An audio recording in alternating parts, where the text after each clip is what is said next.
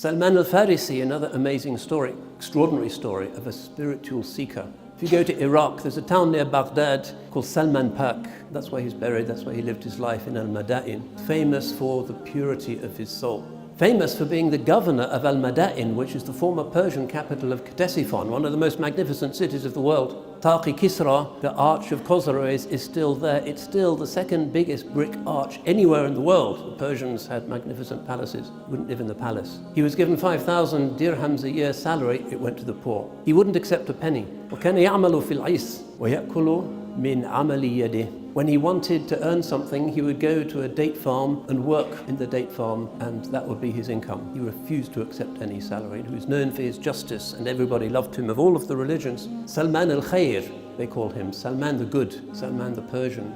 His story. كنت رجلا فارسيا من أهل إصفهان وكان أبي دهقان قريته. He said, narrated this story to Abdullah bin Abbas later in his life. The amazing story. He said, I was a Persian man in the city of Isfahan and my father was a wealthy landowner. And then it seems there was some kind of abuse. وكان يحبني حبا شديدا وحبسني في بيتي. My father loved me more than anything, but he kept me locked up in the house. He was afraid that this young man would come to some harm. وكنت أجتهد في المجوسية حتى كنت قطن النار الذي يوقدها. And I used to make great efforts in the Zoroastrian religion until I became the custodian of the holy flame, the one who looks after the flame and lights it and maintains it, like a Zoroastrian priest. And then one day, his father, who is busy, sends him to the Day'a, to the big estate, to check on something. And on his way, he says, وَمَرَرْتُ بِكَنِيسَ مِنْ كَنَائِسِ النَّصَارَى. I went past one of the Christian churches. وَسَمِعْتُ صَوْتَ صَلَاتِهِمْ. And I heard the sound of their prayers and I went in. فأعجبتني صلاتهم وهيئتهم. And I liked this and I spent the rest of the day with them. And I said, ما أصل هذا الدين? Where does this religion come from? And they said, from Syria, Palestine, في الشام. That night I go back and my father is in a frenzy. Where have you been? And he's angry.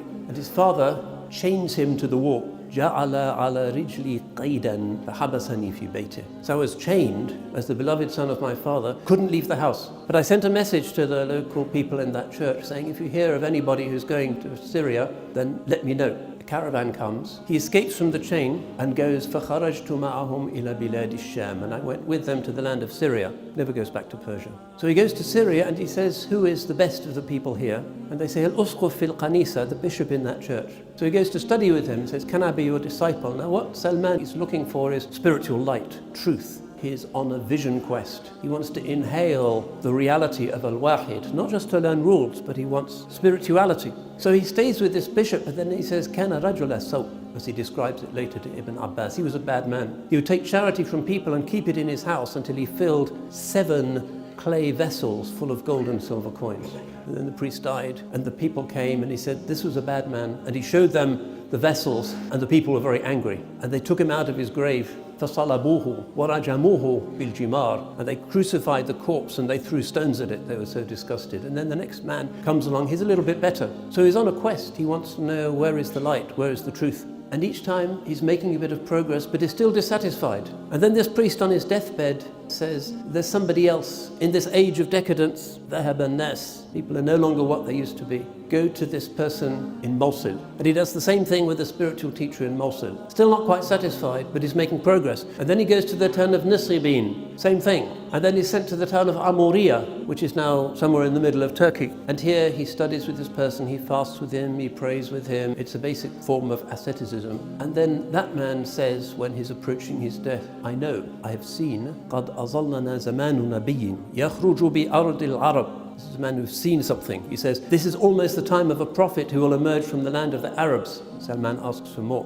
And he says, مُهَاجِرُهُ بين الحرتين به نخل يأكل الهدية ولا يأكل الصدقة بين كتفيه ختم النبوة. He gives him these signs that in some way the spiritual person has noted. This is the guide of the time. This is the man who will finally unlock your heart. Who is he? He describes him. In the land of the Arabs, in the land of date palms, between 2 lava plains, the Harratain of Medina, and he eats from gifts, but he doesn't eat the sadaqah. And between his shoulders there is the mark, the khatam, the symbol of prophecy, and the man dies. Salman Pak, poor, he's up there in the north in the Greek lands, but he finds a caravan who are traveling from Bani Kalb, and he says, if I give you everything I have, and he has by this time some animals, cows, goats, will you take me with you to the Arab lands? they agree. But then he says, when we reached Arabia, Wadi al-Qura in the north of Arabia, a little oasis, Zalamuni wa ba'uni li rajulin Yahudiyin abda. They sold me as a slave to a Jewish man. Great misfortune. How is he going to get out of this? Salman sees the date palms and thinks maybe this is it, but it's not. He works there in the farm. And then his owner sells him to a relative who takes him to Yathrib. Yathrib has the fragrance, but the Holy Prophet is not there yet. He's still in Mecca.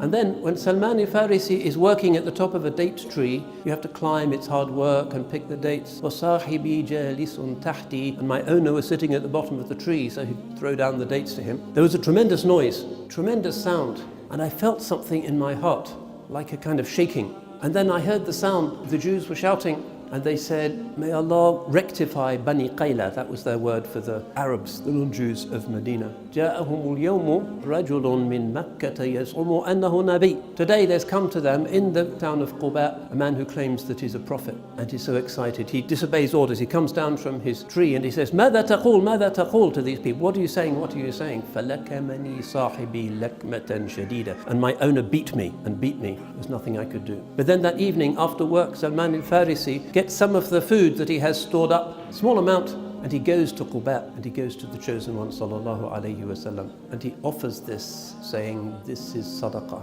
Note the wisdom of the man. He's already been disappointed by spiritual guides who turn out not to be right. This is what we should always do if we're going to a pir or a murshid or a sheikh. Be certain, be careful. You don't want ugly hands to be touching your soul. This is important. So it's like he's testing him. And he sees that the Holy Prophet ﷺ gives the food to his sahaba, وَلَمْ يَمُدْ يَدَهُ إِلَيْهِ. He doesn't put his own hand toward it. And he says, هذه واحدة. It's one of the conditions that's been fulfilled. ثم تحول رسول الله صلى الله عليه وسلم إلى المدينة فجئته مرة أخرى. So the Holy Prophet goes to Medina after that, and then I come to him again with a gift. And I said, رأيت أنك لا تأكل الصدقة وهذه هدية. I've seen that you don't eat sadaqah, but this is a gift. ورسول الله صلى الله عليه وسلم أكل منها وأكل منها أصحابه. Holy Prophet ate it and gave it to his companions as well. So Salman says, turn thin, two now. He's getting more excited. And then he wants to know about this khatam. The one thing that remains is, how is he going to see this sign, this miraculous thing on the back of the Holy Prophet sallallahu alaihi wasallam? So he has an idea. Rasulullah sallallahu alaihi wasallam كان يحضر جنازة من الجنائز في بقيع الغرقد. The Holy Prophet was attending a funeral in Baqi'. And Salman says that he took a robe for him, and he gives this robe to the Holy Prophet, and he helps it on with it. وَرَسُولُ اللَّهِ صَلَّى اللَّهُ عَلَيْهِ وَسَلَّمْ أَنزَلَ رِدَاءَهُ, took his shirt off. فَرَأَيْتُ بَيْنَ كَتِفَيْهِ عَلَمُ النُّبُوَّةِ. I saw the sign of prophecy between his blessed shoulder blades. فَجَعَلْتُ أَكُبُّ عَلَيْهِ وَأُقَبِّلُهُ. And then I embraced him. And I kissed him, وَأَبْكِي, and I was weeping. He'd found his guide, he'd found the spiritual master of the time. Well, Rasulullah sallallahu alayhi wasallam said, rest, tell me your story. That was the beginning of his story in Islam, the opening of his heart, the fullness of monotheism. But he's still a slave, and his owner doesn't want to sell him or liberate him, and he fixes a really high price. So Salman misses the early battles. He misses Badr, he misses Uhud. He can't get away. And his owner has said, I want, in order to release you, this mukataba, 300 palm saplings and 40 ounces of gold. It's a fortune. Salman is disconsolate. Goes to the Holy Prophet sallallahu alaihi wasallam, who calls his sahaba, and together each of them comes up with one little palm sapling until they have 200, and then they go and they dig. And the Holy Prophet ﷺ himself plants each one of the 200, and Salman afterwards says, Wallahi, not one of them died. Not one of those saplings died. That's half of the mukataba. And then the Holy Prophet ﷺ gives Salman a small piece of gold, small like a pigeon's egg or something. قال يا رسول الله صلى الله عليه وسلم أين هذا من هذا? What is this compared to the great weight of my debt? He says, خذها, take it. So I went and I started measuring it out. And I measured it out, and I measured it out. This is a prophetic miracle. حتى بلغت 40 أوقية, until 40 ounces were there. فعتق Salman, and Salman was free with his beloved, with his spiritual guide. Subhanallah. And of course he is the one who digs the trench that saves Medina, the Khandaq. It was his idea, a Persian idea, not an Arab idea. Quraysh can't get past it. He saves the city, quite a repayment. And he becomes Salman Al-Khair, Salman the Good, the narrator of hadith, the one who doesn't care about the dunya because of the teachings that he's received from his spiritual guide and from the chosen one sallallahu alaihi wasallam.